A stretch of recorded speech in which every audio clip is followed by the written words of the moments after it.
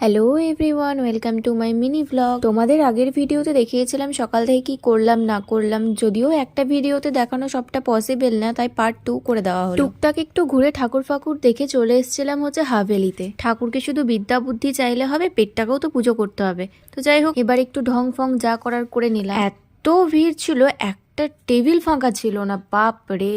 তারপর দাদা এসে অর্ডারটা নিয়ে গেল, ততক্ষণ আমরা একটু গল্প টল্প করে নিলাম। স্টার্টারে নিয়েছিলাম ড্রাগন চিকেন, যেটা একেবারে ফালতু ছিল, আমার অন্তত ভালো লাগেনি, একবারে চিমড়ে। আর মেন কোর্সে ছিল মিক্সড ফ্রাইড রাইস আর চিকেন রাং মশালা। তো এটা ভালোই ছিল। বেসিক্যালি আমার একটু চিকেন বা মাটন একটু সফট না হলে না আমার ঠিক ভালো লাগে না, তো সেই জন্য স্টার্টারটা ওরকম যাই হোক ছিল। খাওয়া দাওয়ার পর 2-5 মিনিট একটু দাঁড়িয়ে আড্ডা ফাড্ডা মেরে নিলাম, তারপরে বোন এখানে চলে যাচ্ছে। তো যাই হোক, আমার এই মিনি ভ্লগটি ভালো লেগে থাকলে লাইক কমেন্ট অ্যান্ড শেয়ার করো। দেখা হচ্ছে পরের ভিডিওতে। তো আজকের মতো এখানেই টাটা।